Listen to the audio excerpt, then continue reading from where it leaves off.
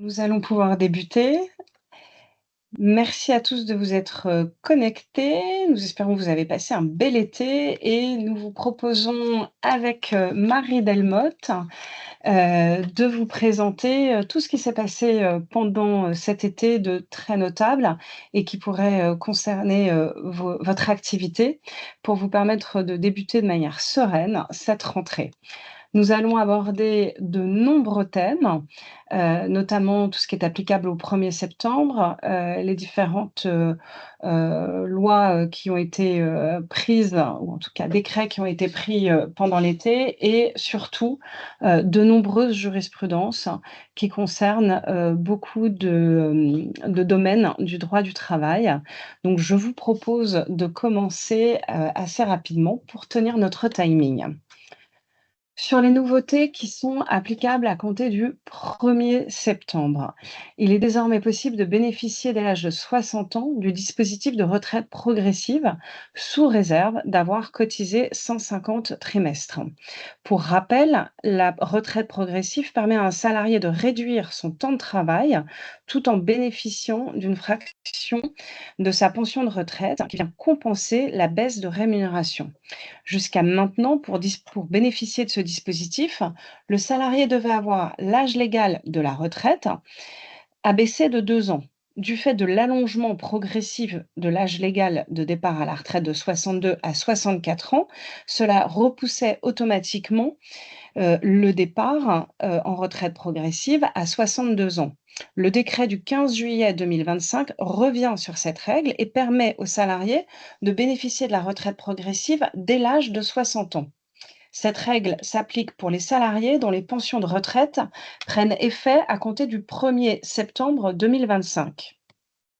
Nous nous permettons, de faire un léger point de vigilance puisqu'il y a un projet de loi senior qui va venir renforcer, ce dispositif, de départ, progressif à la retraite en indiquant que la justification apportée par l'employeur pour motiver son refus devra tenir compte notamment de l'impact du passage à temps partiel ou à temps réduit sur la continuité d'activité de l'entreprise ou du service concerné et des tensions de recrutement sur le poste concerné.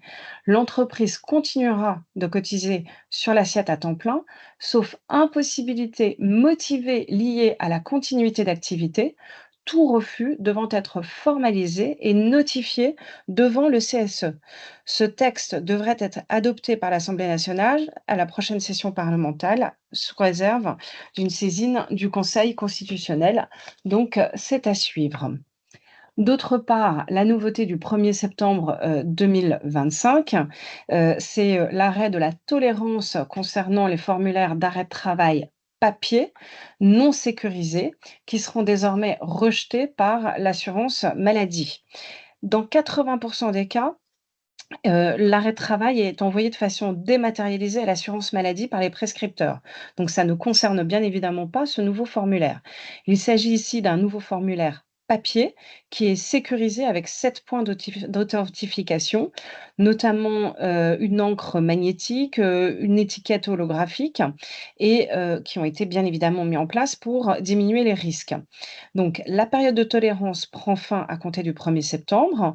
Tout formulaire d'arrêt de travail papier non sécurisé sera rejeté et retourné au prescripteur pour qu'il réalise un arrêt de travail au bon format. L'assuré sera informé du rejet et devra renvoyer dans les plus brefs délais le nouveau formulaire fourni par son fournisseur, par son professionnel de santé. Donc, à nouveau, une vigilance pour l'employeur en cas d'arrêt papier, de ne pas anticiper sur des éventuelles subrogations et d'attendre, bien évidemment, qu'il y ait un arrêt en bonne et due forme qui soit transmis par le salarié, ce qui vient être une vigilance supplémentaire, puisque vous vous souvenez qu'en cas de téléconsultation, il ne peut pas y avoir d'arrêt de travail, d'une durée de 3 jours, si le prescripteur n'est pas le médecin traitant Donc, à nouveau une vigilance pour l'employeur et un autre point qui pourrait être, quand même assez dissuasif pour les salariés, c'est, pour rappel, de lourdes sanctions, pour des arrêts, non conformes qui auraient été, transmis, des arrêts frauduleux, puisqu'il y a des pénalités qui peuvent aller jusqu'à 3 fois le préjudice subi par l'assurance maladie et en cas de récidive, il peut y avoir à ce moment-là, des condamnations pour faux usage de faux, escroquerie, passibles de 7 ans d'emprisonnement et de 750 000 € d'amende. Nous vous signalons également que le choc de simplicité, du bulletin de paye ne sera pas mis en œuvre à partir du, 1er, janvier 2026 comme ça devait être le cas, mais à partir de janvier 2027. C'est un arrêté, du 11 août, qui en a décidé ainsi. Je passe la main à Marie.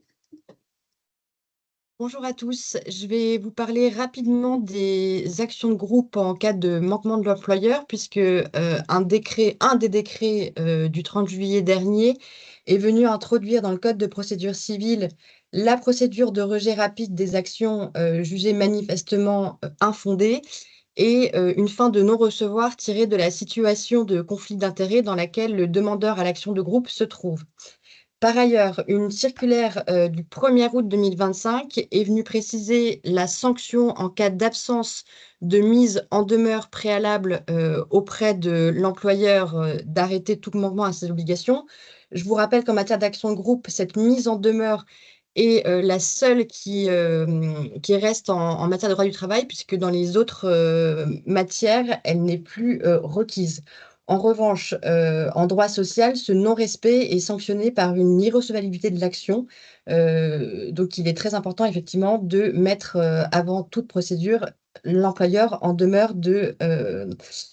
d'arrêter ses manquements à ses obligations. Merci. Autre loi, qui date, mais qui, par une décision du 18 juillet 2025, vient d'être validée, c'était la loi qui permettait la suppression des allocations chômage en cas de refus de 2 des CDI après un CDD ou un contrat de travail temporaire.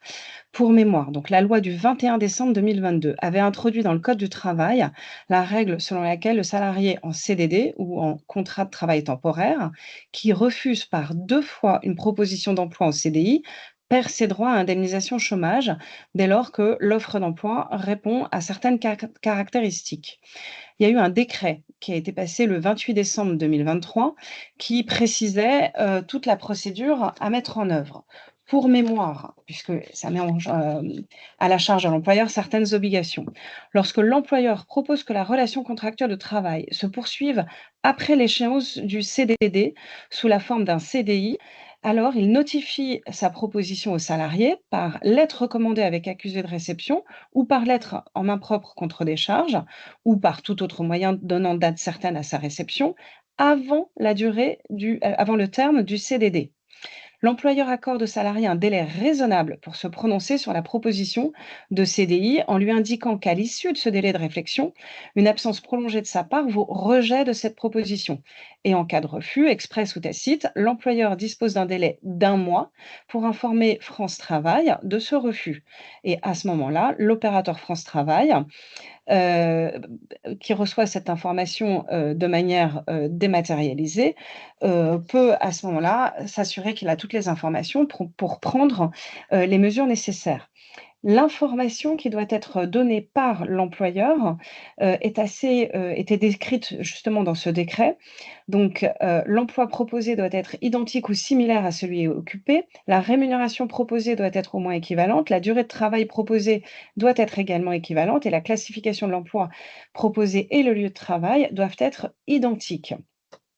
Et en fait, c'est sur, ces 7, articles, ce décret qui a fait l'objet de recours de la part des syndicats au motif que, ça crée un traitement discriminatoire dans l'accès au droit à l'assurance chômage entre les CDD et les CDI et également ils ont plaidé ça, une situation de travail forcé, outre des contestations basées sur l'imprécision des textes, notamment concernant l'équivalence des postes qui devaient être proposés pour rentrer dans les dispositions venant sanctionner l'accès au chômage.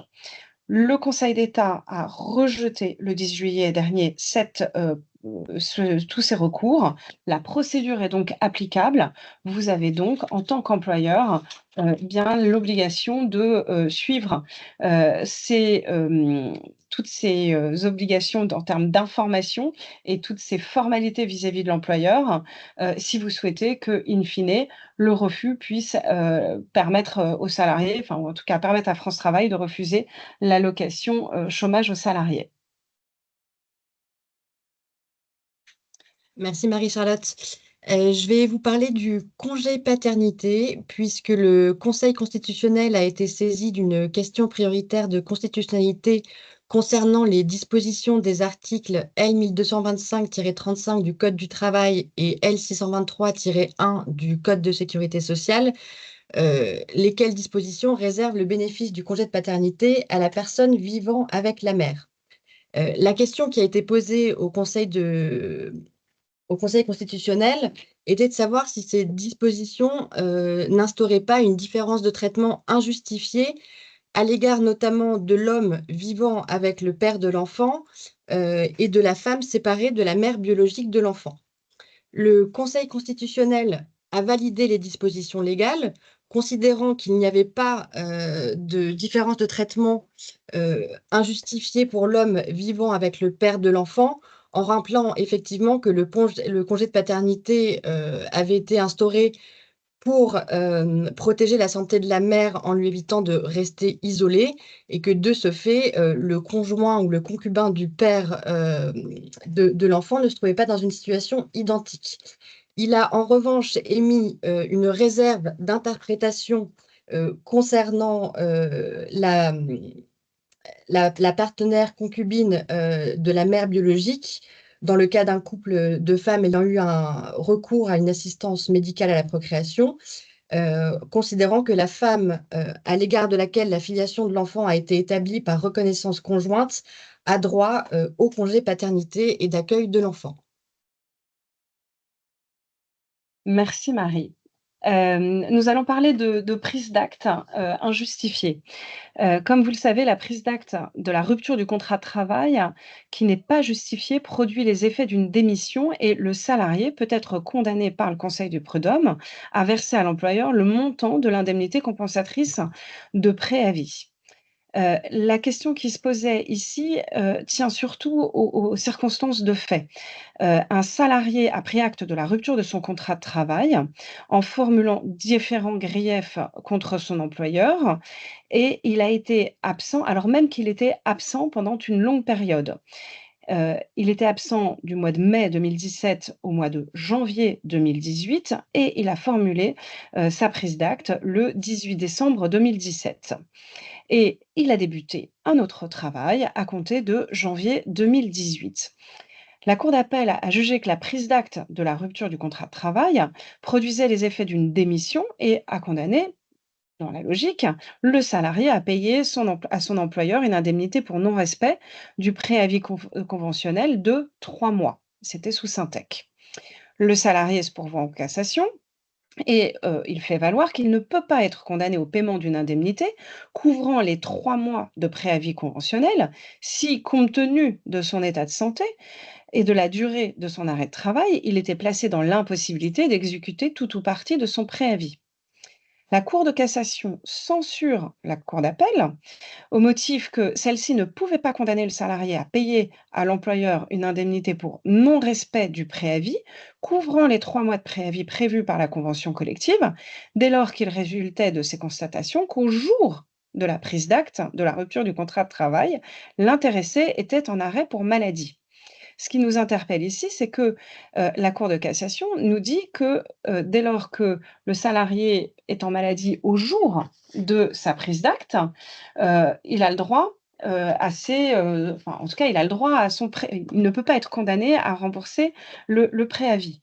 on est un petit peu déçus et frustrés de cette décision, puisqu'on aurait aimé savoir si la Cour de cassation considérait que néanmoins, pour ne pas avoir à rembourser les 3 mois de préavis, le salarié aurait dû, produire des arrêts, pendant 3 mois ou si jamais, ça va devant la cour d'appel de renvoi, la cour d'appel de renvoi pourra considérer que, tout ce qui dépasse, le 7 janvier 2018 au-delà de laquelle période, au-delà de laquelle le salarié n'a pas transmis, d'arrêt pour maladie, il pourra effectivement devoir, payer le delta du préavis à son employeur, ce qui semble être, la logique empruntée puisque, il semblerait que la Cour de cassation considère que, l'indemnité que le salarié doit rembourser n'est pas une indemnité, forfaitaire, quoi qu'il arrive, qui est due ou pas due selon qu'à la date,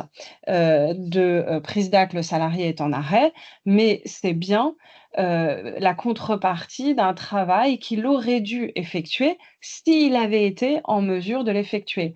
Donc, a priori, nous pensons que la cour d'appel va condamner l'employeur, va condamner le salarié à rembourser à l'employeur l'indemnité de préavis, qui n'est pas couverte par un arrêt maladie. Affaire à suivre. Merci Marie-Charlotte. En matière de protection des salariés et d'autorisation de licenciement, la jurisprudence considère que l'illégalité d'une autorisation ou d'un refus est susceptible d'engager la responsabilité de l'État. C'est ce que nous rappelle le Conseil d'État dans cette décision du 16 juillet 2025, en rappelant que l'employeur est donc en droit d'obtenir réparation de son préjudice direct et certain résultant de cette illégalité. Euh, Dans cette affaire, le Conseil d'État s'est fondé sur l'automaticité de l'indemnité d'éviction accordée aux salariés en cas d'annulation d'une autorisation de licenciement et d'autre part sur les indemnités pour licenciement sans cause réelle et sérieuse pour tirer un lien de causalité direct avec l'illégalité fautive. Il s'agit également pour le juge administratif de rechercher si les mêmes décisions que celles annulées par le tribunal auraient pu légalement intervenir, euh, en étudiant les différents éléments qui sont produits par les parties. Si la réponse est positive, la responsabilité de l'État ne pourra être recherchée. Par ailleurs, est pris également en compte par le juge administratif les fautes de l'employeur, laquelle peut exonérer en partie l'État de sa responsabilité, puisque le juge administratif devra vérifier si la faute de l'employeur qui a formulé une demande d'autorisation de licenciement était fautive ou non. C'est-à-dire qu'il va devoir apprécier les motifs, par exemple, de licenciement. Dans ce cas d'espèce, en particulier, il s'agissait d'un licenciement économique et le juge administratif, au regard des éléments qui lui étaient soumis, a considéré que le motif économique n'étant pas caractérisé et justifié, la faute de l'employeur devait être retenue et la responsabilité de l'État s'en est vue diminuer. Merci Marie. Je vais désormais vous parler, du droit de retrait des salariés dans un arrêt, du 11 juin 2025. Pour rappel, donc le droit de retrait permet au salarié qui pense que sa situation de travail présente un danger grave et imminent pour sa santé ou sa sécurité de quitter son poste de travail. Alors, l'employeur, préalablement alerté, doit prendre des mesures pour faire cesser la dangerosité de la situation. Ainsi, pour pouvoir se retirer légalement d'une situation de travail, le salarié doit avoir un motif raisonnable de penser qu'il encourt un danger grave et imminent pour sa santé. Mais il s'agit d'une appréciation subjective, indépendamment de l'existence réelle d'une situation de danger grave et imminent. Le Code du travail, en effet, ne subordonne pas l'exercice du droit de retrait à l'existence effective d'un danger grave et imminent. Il suffit pour le salarié d'avoir un motif raisonnable de penser qu'un tel danger existe. Et d'ailleurs, il n'est pas exigé du salarié qu'il rapporte la preuve du caractère réel et effectif de la gravité du danger. Les faits étaient les suivants: il y avait un salarié qui était placé en arrêt de travail, prolongé durant plusieurs mois et moins d'un mois après, son retour, moins d'un mois avant son retour, il fait valoir son droit de retrait pour une situation qu'il connaîtra après la prise de ses JRTT. Donc en fait, il était placé en arrêt, pendant de nombreux mois et il revient travailler. Il prend ses congés, au mois de décembre et le 21 décembre, alors que, il est en, RTT, il nous dit: «À mon retour le 2 janvier 2019, j'aurais je pense que je serai en danger, donc je fais valoir mon droit de retrait». Ce qui est d'autant plus, original, c'est qu'a priori, on comprend, des faits de l'arrêt que le salarié exerçait son droit de retrait, car l'entreprise aurait modifié sans son accord les conditions de sa rémunération variable. Donc il y a pas d'autres précisions, mais on pourrait supposer que cette nouvelle rémunération variable aurait des conséquences sur sa santé, plus d'objectifs, une plus grande cadence, plus de pression, plus de contrôle d'activité. En tout cas, les faits ne le précisent pas et c'est même pas là-dessus que la Cour de cassation se prononce, puisqu'elle se prononce, sur l'imminence du danger. Puisque là, la question était de savoir si, au mois de décembre, on pouvait considérer valablement que, on allait, exercer son droit de retrait, début janvier, alors même que, plusieurs semaines étaient, s'étaient écoulées entre les 2. Pour la cour d'appel, le salarié ne peut pas se prévaloir d'un droit de retrait à venir, prenant effet de façon différée. Bah, la Cour de cassation n'est pas d'accord. Elle rappelle qu'il appartient au juge de rechercher si le salarié avait un motif raisonnable de penser que le 21 décembre 2018, que la situation de travail à la date à laquelle il devait reprendre son travail, donc le 2 janvier 2019 en l'espèce, à l'issue de sa période de congé, présentait un danger grave et imminent pour sa vie ou pour sa santé, indépendamment de l'existence d'un tel danger. Le salarié donc a pu exercer son droit de retrait pour une situation à venir, dès lors qu'au moment de s'en prévaloir, il pense que cette situation présentera pour lui un danger grave et imminent. Donc cet arrêt est d'autant plus important que, le danger en l'espèce, est, quelque peu, contestable, en tout cas, pour les employeurs, ça représente un véritable risque. Je laisse la parole à Marie. Merci Marie-Charlotte. Je vais vous parler du sort des indemnités de rupture en cas de nullité du licenciement et de réintégration du salarié. Comme vous le savez, lorsqu'un licenciement est jugé nul et que le salarié en fait la demande, il peut être réintégré et a le droit au paiement d'une indemnité compensant les salaires qu'il a perdus entre son éviction et sa réintégration. En revanche, la Cour de cassation nous précise que le salarié qui demande sa réintégration ne peut pas prétendre aux indemnités de rupture, et ce pour une raison assez logique, c'est que le licenciement étant considéré comme nul, la rupture est censée est réputée ne jamais avoir existé. Dès lors, le salarié ne peut prétendre à des indemnités de rupture. Dans l'hypothèse où il aurait reçu des indemnités de rupture et que son licenciement aurait été postérieurement annulé, le salarié doit rembourser les différentes sommes qui lui ont été versées. Et la Cour de cassation est d'ailleurs venue préciser à propos d'un salarié protégé dont la réintégration était devenue irrévocable, que l'employeur pouvait saisir le juge des référés d'une demande de provision sur la restitution des indemnités de rupture versées lors du licenciement. Merci Marie. Je vais vous parler maintenant, du sort des plans d'attribution gratuite d'actions en cas de transfert, légal du contrat de travail, donc par application de l'article 1224-1 du code du travail. Dans le cadre, d'un dispositif d'attribution gratuite d'actions, l'acquisition des actions par les bénéficiaires n'est définitive qu'au terme d'une période d'acquisition et d'une période de conservation qui, cumulée, ne peut être inférieure à 2 ans. Et en plus, en général, l'organe, de direction peut fixer des conditions et des critères d'attribution. En l'espèce, il y avait une entreprise qui avait mis en place un plan d'attribution gratuite d'actions qui prévoyait une condition de présence selon laquelle la cessation du contrat de travail, quelle qu'en soit la cause, entraînerait l'annulation des actions qui n'auraient pas encore été acquises à la date de fin de contrat. Plusieurs salariés ensuite avaient été transférés légalement par application de l'article 1224-1 du Code du travail du fait de la reprise de l'activité de recherche et de développement de la société par une autre société. Ils avaient perdu par ce fait les actions gratuites qu'ils n'avaient pas encore acquises définitivement à la date de transfert. Mais ils avaient contesté cette perte et avaient saisi le conseil de prud'homme pour solliciter une indemnisation au titre de la perte de chance de recevoir ces actions. Ils ont été déboutés par le conseil de prud'homme, par la cour d'appel et ils ont donc formé un pourvoi en cassation.